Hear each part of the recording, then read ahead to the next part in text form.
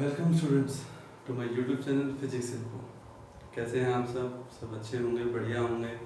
और जैसा कि मैं पहले हमेशा से कह रहा हूँ कि जो ये टाइम पीरियड है, इस टाइम पीरियड में खुद भी स्वस्थ रहिए और अपने आसपास की सोसाइटी को, घर वालों को, सबको जो है मतलब इसमें कोऑपरेट कीजिए। क्लियर। नाउ आज हम जो डिस्कस करने जा रहे हैं वो टॉपिक है वेक्टर के रिगार्डिंग।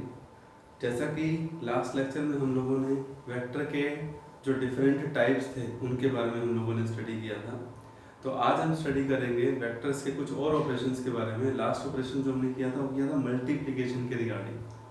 मतलब मेरा कहने का मतलब स्टूडेंट्स क्या है कि हम लोगों ने वेक्टर को जब हमने देखा था कि उसको रियल नंबर से मल्टीप्लाई करते हैं या जब उसको स्केलर से मल्टीप्लाई करते हैं तो वेक्टर के नेचर में या उसके ऊपर क्या जो इफेक्ट है वो पड़ता है, वो हम लोगों ने नोटिस किया। ठीक है, तो आज बारी है ये समझने की कि वेक्टर्स जो है उसके एक और टाइप की हम लोग बात करेंगे आज, दैट इज जीरो वेक्टर। ठीक है, फिर उसके बाद हम बात करेंगे रिजल्टेंट वेक्टर और फिर बात करेंगे एडिशन ऑफ वेक्टर। ठीक है, तो सबसे पहले जीरो वेक्टर क्या होता है स्टूडेंट्स? जीरो वेक्टर देखिए, मैं कहता हूँ कि हर एक के मीनिंग पे आप जाइए। जीरो यानी कि आपको अगर लगेगा कि जीरो मतलब नथिंग, कुछ भी नहीं, है ना। लेकिन वेक्टर कैसे हो सकता है ये, है ना, जीरो वेक्टर। तो अगर बात करूं कि एक ऐसा वेक्टर जिसका मैग्नीट्यूड जीरो है, देखिए ध्यान से समझिएगा, इसका यूटिलाइजेशन क्या होगा ये मैं आपको आगे बताऊंगा। ठीक है, लेकिन पढ़ना जरूरी है पहले कि जीरो वेक्टर होता क्या है एक्चुअली। ठीक है, सबसे पहले आज हम यही पढ़ेंगे कि जीरो वेक्टर का मीनिंग क्या है, फिर उसको बाद में इम्प्लीमेंट करना सीखेंगे। तो बच्चों जीरो वेक्टर क्या है? It is a vector, it is a vector of zero magnitude, यानी कि जिसका मैग्नीट्यूड तो कुछ भी नहीं होता, जीरो होता है। ठीक है, it is a vector of zero magnitude but having arbitrary, क्या वर्ड यूज करूं बच्चों? Arbitrary direction. यानी कि इस वेक्टर की जो वैल्यू है, जो मैग्नीट्यूड है वो तो जीरो होता है, लेकिन इसकी डायरेक्शन कुछ भी हो सकती है। आर्बिट्रेरी जो वर्ड मैंने यहाँ पे यूज किया, आर्बिट्रेरी शब्द का अर्थ होता है कोई भी, एनी डायरेक्शन। क्लियर, डायरेक्शन कोई भी हो सकती है स्टूडेंट्स। यस, तो कैसे इस चीज को समझेंगे, ध्यान से देखिए। और इसका पहले इसका रिप्रेजेंटेशन देखिए, it is represented by, it is represented by zero vector.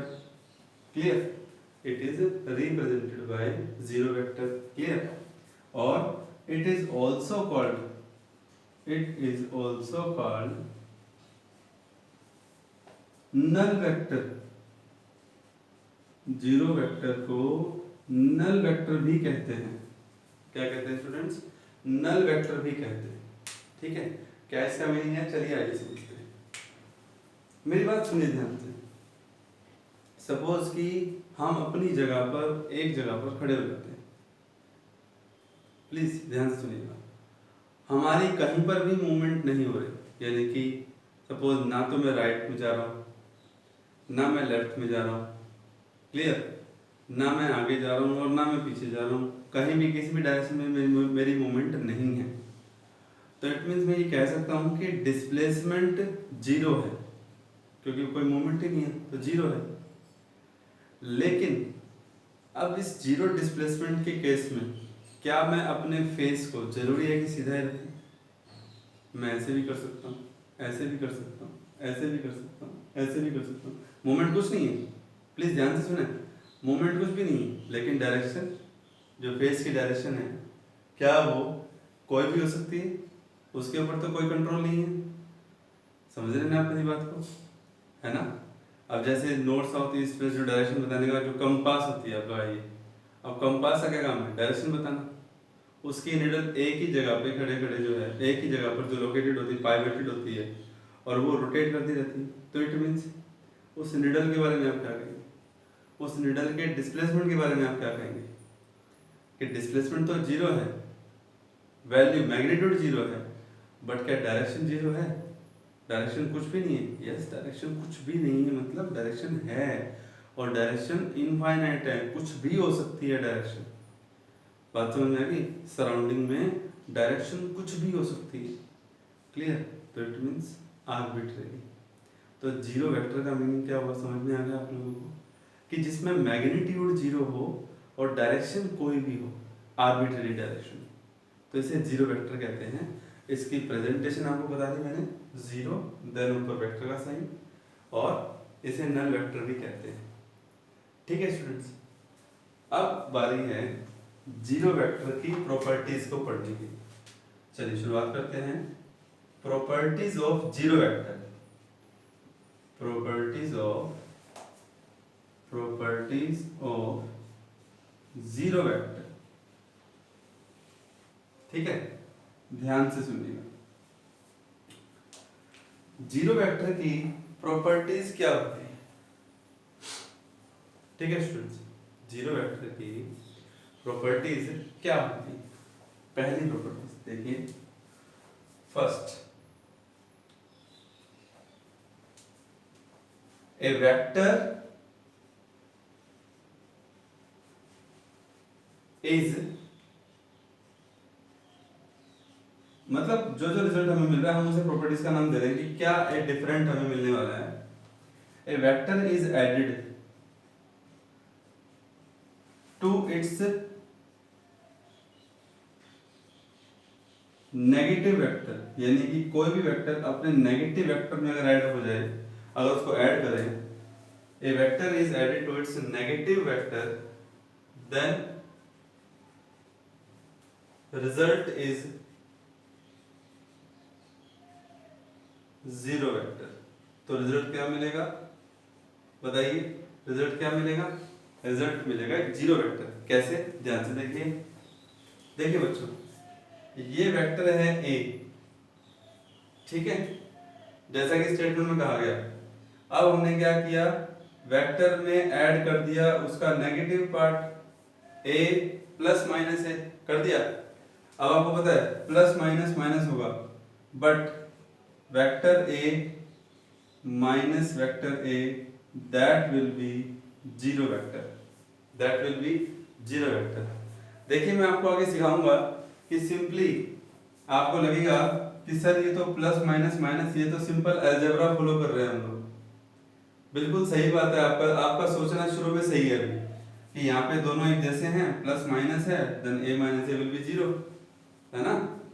लेकिन चलिए इस सोच को अभी हमें किस तरह से और डिफरेंट तरीके से जो है लेकर के चलना है। तो बच्चों this is the first point, right? Zero vector की प्रॉपर्टीज क्या है ये आपके सामने है। Yes, come to the point. अब एक काम कीजिएगा, आप लोग स्क्रीन को पॉज करके जीरो वेक्टर की डेफिनेशन लिख लीजिए और इसकी प्रॉपर्टीज लिख लीजिए। उसके बाद आगे नेक्स्ट प्रॉपर्टीज पर चलते हैं।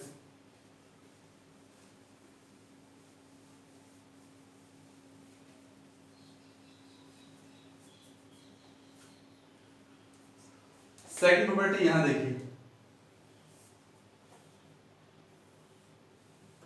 Yes, property second, zero vector की सेकंड प्रॉपर्टीज। ध्यान देना बच्चों आपको। कैसे? When A zero vector is multiplied with any real number or a scalar quantity, कुछ भी, any real number, then result is zero vector। इसमें तो हालांकि कोई नया कुछ पॉइंट है नहीं, लेकिन फिर भी समझना जरूरी है कि कैसे ये जीरो वेक्टर को रिप्रेजेंट करेगा। लेट m कोई रियल नंबर है, मैं पहले मेंशन कर दूं कि m एक रियल नंबर है और मैंने इसको जीरो वेक्टर के साथ मल्टीप्लाई किया, then we have zero vector. बात समझ में आ गई? थर्ड देखिए, when any vector is any vector, please ध्यान से सुने। अब मैंने बोला कोई भी वेक्टर, तीसरा पॉइंट है ये, जब कोई भी वेक्टर मल्टीप्लाई हो विद जीरो, जीरो वेक्टर नहीं, जीरो मतलब जीरो नंबर के पॉइंट ऑफ व्यू से कह रहा हूं, with zero, then result is zero vector. तो उसका रिजल्ट क्या मिलेगा अपने को? जीरो वेक्टर मिलेगा। ठीक है students, right? That is any vector a multiply by zero, then the result is zero vector. Clear? So pause the screen, okay, and note down it. तो ये तीन प्रॉपर्टीज हो गई। किसकी प्रॉपर्टीज हो गई तीनों? जीरो वेक्टर की प्रॉपर्टीज हो गई, राइट? ओके। अब उसके बाद देखिए, पता है क्या है आपको, मतलब कुछ डिफरेंट नहीं लग रहा है इसमें। जीरो वेक्टर क्या होता है सबसे पहले जरूरी ये है जानना। अब उसको मैथमेटिकली कैसे इंप्लीमेंटेशन उसका हो रहा है वो चीज समझनी जरूरी है यहाँ पे। मैथमेटिकली देखिए, हर चीज का एक मतलब सेंस लेकर के चलिए। मतलब ये नहीं कि ठीक है मैंने तीन प्रॉपर्टीज लिख दी, आपको समझ में आ गया कि ऐसा ऐसा होता है, ऐसा ऐसा होता है, लेकिन कैसे होता है ये ज्यादा जरूरी है समझना। सो वेक्टर में उसका नेगेटिव ऐड करना, किसी जीरो वेक्टर को रियल नंबर से मल्टीप्लाई करना, और किसी वेक्टर को जीरो से मल्टीप्लाई करना भी हमें जीरो वेक्टर देता है, राइट? और last but not least fourth property पे आते हैं। तो स्क्रीन को पॉज करके आप लोग जो है इसको नोट कीजिएगा।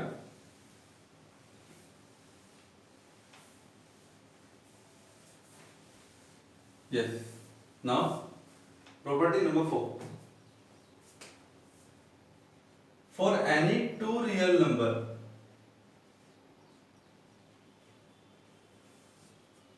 For any two real number m and n, m multiply vector a equal होगा n मल्टीप्लाई वेक्टर b। अब देखिए तो बिल्कुल नहीं है कि मतलब कुछ नहीं बताया मैंने, और मैंने कह दिया कि a और b कोई दो वेक्टर हैं, वेक्टर a के साथ m मल्टीप्लाई हो रहा है, रियल नंबर है, वेक्टर b के साथ n मल्टीप्लाई हो रहा है और दोनों इक्वल है। मतलब a और b के बारे में कुछ नहीं पता और मैंने कह दिया दोनों इक्वल है, m और n रियल नंबर है, कुछ भी हो सकते हैं। लेकिन किस सेंस में ऐसा होगा? ओनली व्हेन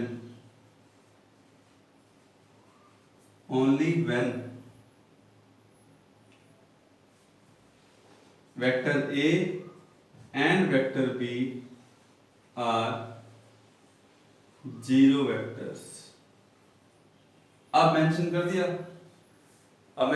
मैंने क्या क्या मेंशन किया बच्चों?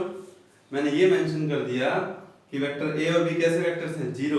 तो ठीक है, दिक्कत क्या है इसमें समझने में? ये जीरो वेक्टर है, जीरो से कोई रियल नंबर मिलेगा तो जीरो वेक्टर मिलेगा, तो zero vector equal to zero vector. It can be happens, मतलब ये कंडीशन है देखो कि मतलब कोई रियल नंबर अलग अलग है। क्वेश्चन में पूछ सकता है, ये रीजनिंग में ऑब्जेक्टिव टाइप के क्वेश्चन में जो है वो आ सकता है कि ठीक है m और n कोई रियल नंबर है और a और b से मल्टीप्लाई हो रहा है इक्वल हो रहा है, तो बताइए कौन सी प्रॉपर्टीज है ये? It can be happens only when a and b are zero vectors. So these are the properties of zero vectors that we have studied. ठीक है students? Yes. So zero vector क्या होता है ये हमें समझ में आ गया है, आई होप आपको समझ में आ गया होगा। अब बारी है रिजल्टेंट वेक्टर को समझने की। ठीक है बच्चों, किसको समझने की? Resultant vector. ठीक है, सो प्लीज ध्यान दें, थोड़ा आपको शोर आया होगा, ठीक है, गर्मी ज़्यादा है, फैन ऑन करना जरूरी है। तो रिजल्टेंट वेक्टर्स पहले तो समझते हैं, इस रिजल्टेंट का मीनिंग क्या है। देखिए मैं हमेशा आपको जब भी कोई टॉपिक पढ़ाता हूँ तो मैं उसके मीनिंग पे पहले ज़्यादा ध्यान देने के लिए आपको कहता हूँ। रिजल्टेंट, रिजल्टेंट मतलब रिजल्ट है ना, रिजल्टेंट मतलब रिजल्ट, और रिजल्टेंट के अलावा कौन सा वर्ड इस्तेमाल हो सकता है? Total, net, effective, equivalent. क्या क्या वर्ड यूज किया मैंने? रिजल्टेंट के अलावा नेट, इफेक्टिव, इक्विवेलेंट, टोटल। इन चारों पांचों शब्दों का मतलब एक ही है कि फाइनली रिजल्ट क्या आएगा। टोटल क्या है? मतलब मैथमेटिकली रिप्रेजेंट कर रहा हूं मैं। रिजल्टेंट मींस यू नो कि रिजल्टेंट का मतलब होता है टोटल, लास्ट रिजल्ट हमारे सामने क्या आ रहा है। लेकिन इसके आगे बढ़ गया वेक्टर, तो इसका मतलब क्या है कि हमने किस वेक्टर को रिजल्टेंट वेक्टर का नाम दिया, कैसे वेक्टर को हम रिजल्टेंट वेक्टर का नाम देने जा रहे हैं। इंटरेस्टिंग है, और इस पे बेस्ड एडिशन ऑफ वेक्टर्स को हम लोग पढ़ेंगे। ठीक है, तो प्लीज ध्यान से समझिए इस टॉपिक को। ओके स्टूडेंट्स, क्या है, देखिए मैं आपके सामने एक सिचुएशन रखता हूं। ये एक सरफेस है और इस सरफेस के ऊपर मैंने कोई ऑब्जेक्ट रख दिया। I have place an object. और अब क्या हुआ कि इस ऑब्जेक्ट के ऊपर इस डायरेक्शन में फोर्स लग रहा है F1। समझ रहे हैं आप मेरी बात को? इस डायरेक्शन में फोर्स लग रहा है F1, ठीक है। और दूसरा फोर्स भी इसी डायरेक्शन में लग रहा है, जिसका नाम है F2। अब आप देखिए, मैंने कम से कम दो वेक्टर लिए, क्योंकि मुझे कम से कम दो चाहिए भाई, कम से कम दो चाहिए, ठीक है ना, क्योंकि मुझे रिजल्ट देखना है। रिजल्ट कब मिलेगा? जब शामिल उसमें एक से ज्यादा वेक्टर होंगे, ठीक है। एक से ज्यादा मतलब कम से कम दो, दो से ज्यादा कितने भी हो सकते हैं। तो मेरा सवाल ये था कि दोनों का रिजल्ट क्या मिला हमें, तो हम सिंपल क्या करेंगे, F1 प्लस F2। मेरे ख्याल से इसमें कोई दो राय नहीं होगी, मतलब नहीं होनी चाहिए कि ठीक है कि F1 प्लस F2 है, that is equal to total result, and total result is also equal to F। Force का सम फोर्स ही होगा, तो हम फोर्स लिख सकते हैं उसको। तो ये क्या है, F जो है ये रिजल्टेंट हुआ किन दोनों का, F1 और F2 का रिजल्टेंट हुआ। ये देखिए अभी मैंने ना आपको सेम डायरेक्शन में जो है ये बात सिखाई है, और आपको यहीं से एक बात और सीखनी है कि एडिशन ऑफ वेक्टर्स भी यहीं पे हो रहा है। एडिशन ऑफ वेक्टर्स किस तरह से आपके सामने है कि दो वेक्टर सेम डायरेक्शन में थे, तो दोनों को हमने सिंपली अलजेब्रिकली डायरेक्ट ऐड कर दिया। बात समझ में आ गई? अगर F की वैल्यू F1 की वैल्यू 10 न्यूटन है और F2 5 न्यूटन है, तो मेरे पास आंसर 15 न्यूटन आएगा, क्योंकि दोनों की डायरेक्शन सेम थी। लेकिन अगर हमारे पास सिचुएशन ये हो कि ये एक ऑब्जेक्ट है, 10 न्यूटन फोर्स यहाँ लग रहा है और 5 न्यूटन फोर्स यहाँ लग रहा है, तो आंसर क्या आएगा? आंसर अब भी 15 न्यूटन आएगा, तो गलत सोच रहे हैं आप, आंसर आएगा 5 न्यूटन और बॉडी जाएगी इस तरफ। क्यों? क्योंकि अब दोनों फोर्स की डायरेक्शन बिल्कुल अपोजिट है। मेरी बात ध्यान से सुनिएगा।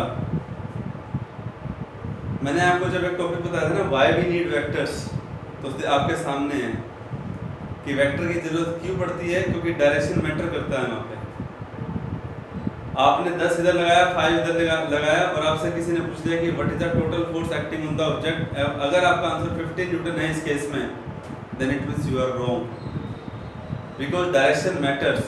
So you will say that yes, the force will be 5 Newton, 10 minus 5, because the directions are opposite. और ये जो 5 है ना, ये दोनों का रिजल्ट दे रहा है मुझे, इसलिए मैं इस 5 न्यूटन को रिजल्टेंट वेक्टर कहूँगा, रिजल्टेंट फोर्स कहेंगे इसको, क्योंकि लगाया कुछ और था, रिजल्ट कुछ और मिल रहा है। हाँ है ना? मे भी हो सकता है कि वो उन दोनों में से किसी के साथ मैच कर जाए, पर है तो रिजल्टेंट नहीं है। कैसे आया? 10 minus 5, 10 minus 5। बात समझ में आ रही? एक चीज और देखिए, अगर अब इसी ऑब्जेक्ट पे 10 न्यूटन फोर्स ऐसे लग रहा है और 5 न्यूटन फोर्स ऐसे लग रहा है, तो आप क्या कहेंगे? बताइए, क्या 15 न्यूटन है? नहीं है। क्या 5 न्यूटन है? नहीं है। 15 कब था जब डायरेक्शन सेम थी, 5 कब था जब डायरेक्शन अपोजिट थी। लेकिन ना ही ये सेम डायरेक्शन को रिप्रेजेंट कर रहा है, ना ही ये अपोजिट डायरेक्शन को रिप्रेजेंट कर रहा है। तो इट मीन्स ना तो ये 15 होगा, ना ये 5 होगा, ये 5 और 15 के बीच में होगा। वो इसीलिए होगा क्योंकि मैक्सिमम सेम डायरेक्शन में मिलता है, मिनिमम अपोजिट डायरेक्शन में मिलता है रिजल्ट। तो जो ये रिजल्ट आ रहा है 10 और 5, इस केस में ऑब्जेक्ट ना तो इधर जाएगा ना इधर जाएगा, ऑब्जेक्ट 10 और 5 की हेल्प से इधर बीच में कहीं जाएगा। तो जो भी रिजल्ट हमें मिलेगा वो दोनों के रिजल्ट से थोड़ा अलग मिलेगा। बात समझ में आ रही है बच्चों? तो ओवरऑल ये तो चलो एक एग्जांपल से मैंने आपको समझाया। अब मैं आपको इन जनरल आपके सामने एक सिचुएशन रखता हूँ कि ये 3 पॉइंट हैं, प्लीज ध्यान से सुनिएगा। ये 3 पॉइंट है और इस पॉइंट का नाम O, इस पॉइंट का नाम A, इस पॉइंट का नाम B। सिचुएशन अलग अलग है, समझना पड़ेगा रिजल्टेंट को समझने के लिए। तो O से A गया, वेक्टर का साइन लगा, फिर मैं A से B गया, ठीक है, लगातार ऑर्डर सेम है, इसे ऑर्डर बोलते हैं, सेम ऑर्डर में चलना, कि आप लगातार चलते जा रहे हैं कहीं, मतलब जो आपका वे ऑफ जो डायरेक्शन है वो एक वेक्टर के साथ जहां पर आपको फिर आप उससे आगे की तरफ बढ़ते चले गए। लेकिन अगर मुझे ये कहा जाए कि आपको O से B जाने का कोई आपके पास तीसरा रास्ता है, तो आप कहेंगे हाँ ये सीधा रास्ता हमारे पास है O से B।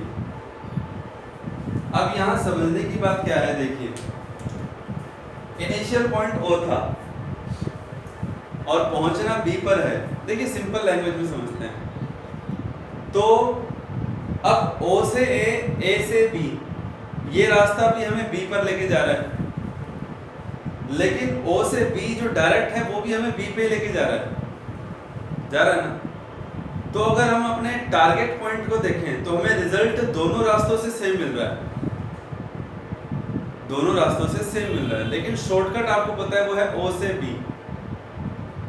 तो ऐसे में O से B जो है उसे हम एक रिजल्टेंट वेक्टर का नाम देंगे, बिकॉज है वो अकेला वेक्टर, है वो अकेला, लेकिन रिजल्ट दो वेक्टर के बराबर का दे रहा है, OA और AB। जनरली एक बात मैं आपको और समझाऊंगा, ठीक है, आप लोग स्क्रीन को पॉज करके मैंने आपको पहले कहा था जीरो वेक्टर की प्रॉपर्टीज जो है वो नाम नोट कर लीजिए, क्योंकि हम रिजल्टेंट वेक्टर है वो पढ़ने जा रहे हैं।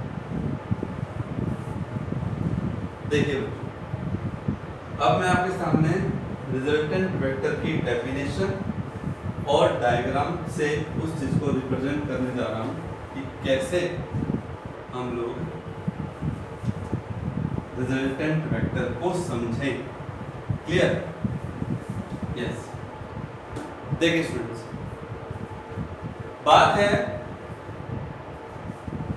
रिजल्टेंट वेक्टर को समझने की। रिजल्टेंट वेक्टर डेफिनेशन बाद में लिखूंगा, पहले डायग्राम पे आइए। तो पहला डायग्राम मैंने बनाया ट्रायंगल जैसा, point O, point A, point B, O से A जा रहे हैं, A से B जा रहे हैं, पर O से B डायरेक्ट भी जा रहे हैं। तो ऐसे में OB vector equal to OA vector plus AB vector. अब जो मैं आपको बात बताने जा रहा हूं, ध्यान से सुनिएगा।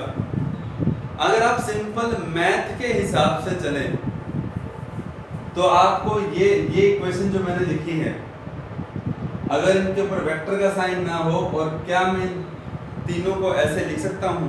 बिल्कुल भी नहीं, क्योंकि कभी भी ट्रायंगल की दो साइड का जो सम है वो थर्ड के इक्वल नहीं आता। पहली बात तो ये नोट करनी है आपको मैथमेटिकली।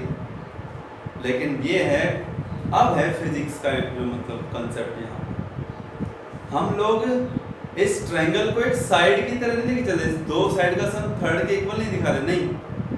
हम यहाँ पे जो इक्विवेलेंसी दिखा रहे हैं वो वेक्टर के पॉइंट ऑफ व्यू से दिखा रहे हैं। रिजल्टेंट वेक्टर कौन है यहाँ पे? O से B, जो हमें O से A और A B के बराबर का रिजल्ट दे रहा है। तो उस रिजल्टेंट पॉइंट ऑफ व्यू से, उस रिजल्ट के पॉइंट ऑफ व्यू से मैंने इसको लिखा vector OB equal to vector OA plus AB, vector AB। तो बच्चों यहाँ से आपको एक नया कॉन्सेप्ट समझ में आने लगा, और नया कॉन्सेप्ट आपके सामने आ रहा है, दैट इज वेक्टर एडिशन। इसे बोलते हैं वेक्टर एडिशन, जो कि वेक्टर एडिशन भी कह सकते हो या वेक्टर सम भी कह सकते हो, जो नेक्स्ट टॉपिक आपके सामने आएगा। क्लियर है बच्चों?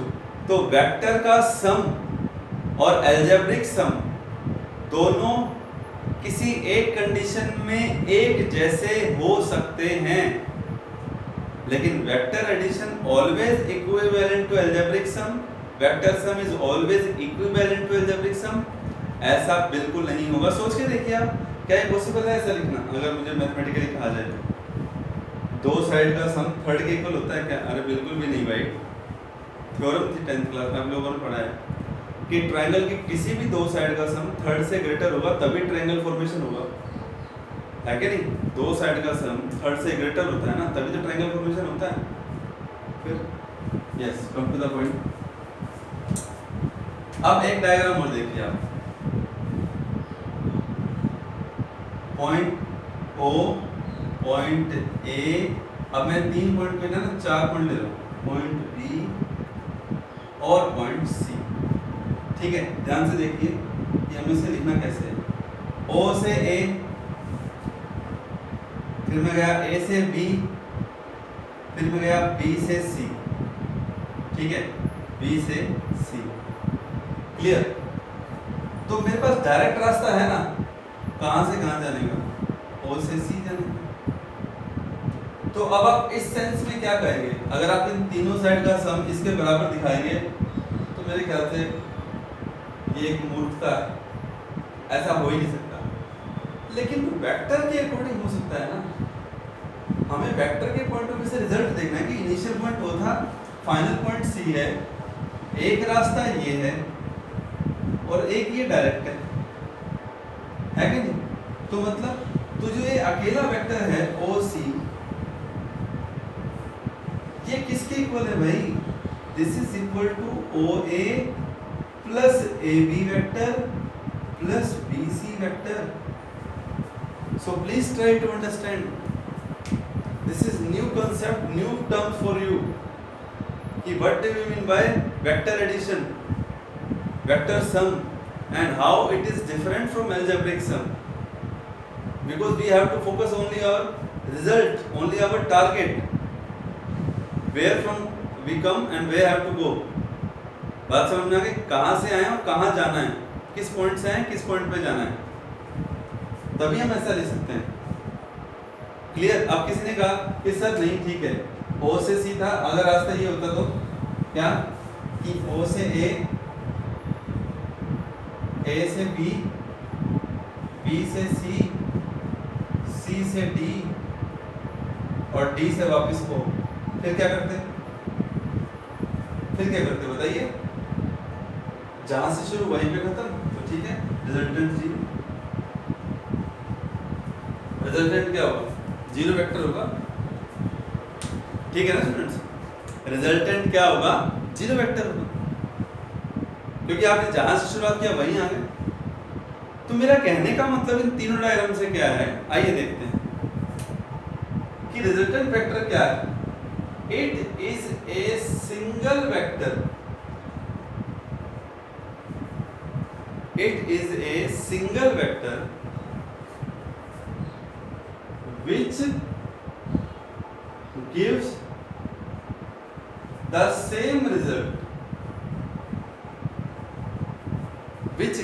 same result, as given by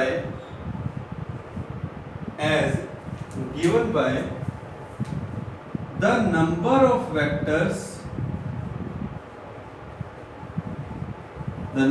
vectors act orderly।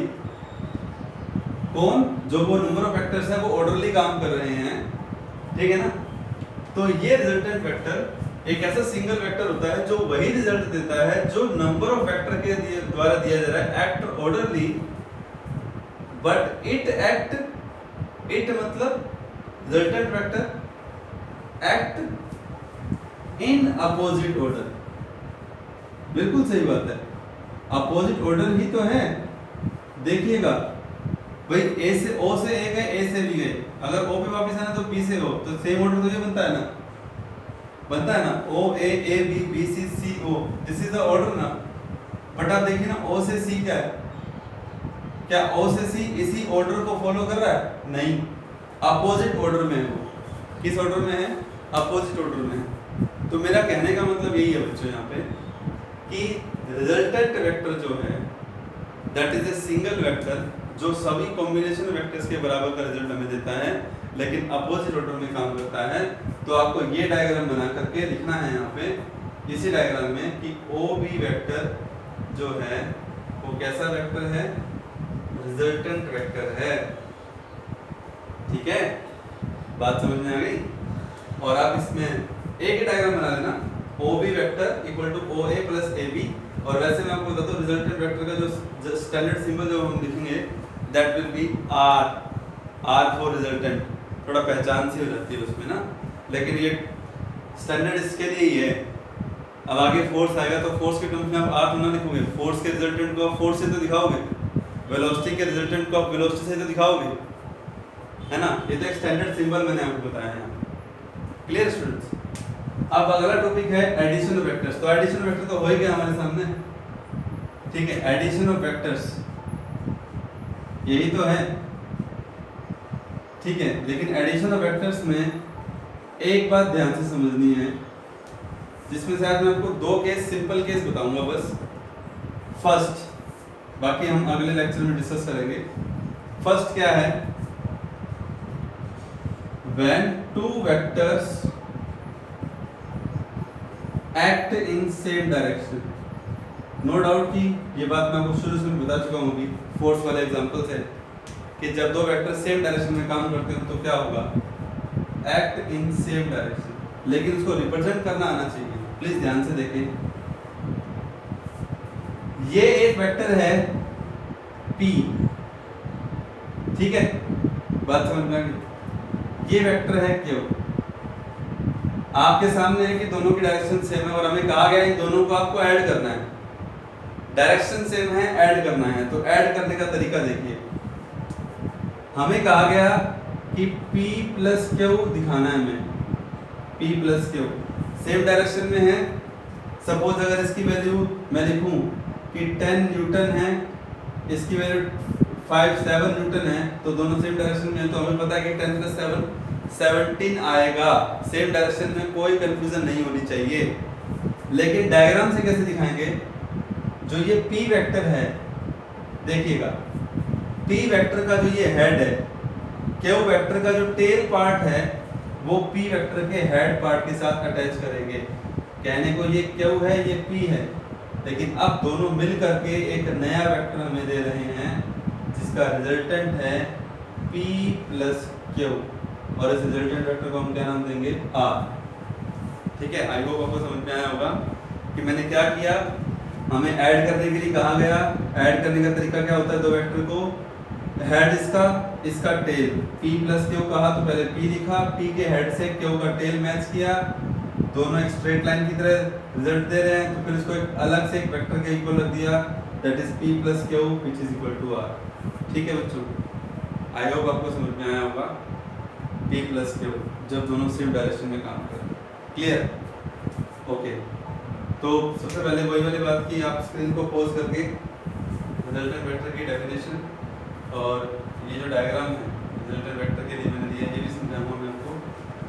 ठीक है,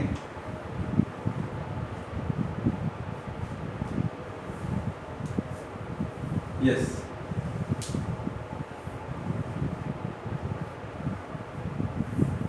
देखिए स्टूडेंट्स, एडिशन वेक्टर्स में सेकंड पॉइंट देखिए, when two vectors act in opposite direction, तो रिजल्टेंट क्या होगा? When two vectors act in opposite direction, तो रिजल्टेंट क्या होगा? This vector is A, this vector is B. अब हमें कहा गया ये अपोजिट डायरेक्शन में तो नहीं, तो क्या तरीका है सुनो, पहले बी को ए की डायरेक्शन में लेके आओ, उसके लिए माइनस बी करना पड़ेगा ना, बिल्कुल करना पड़ेगा।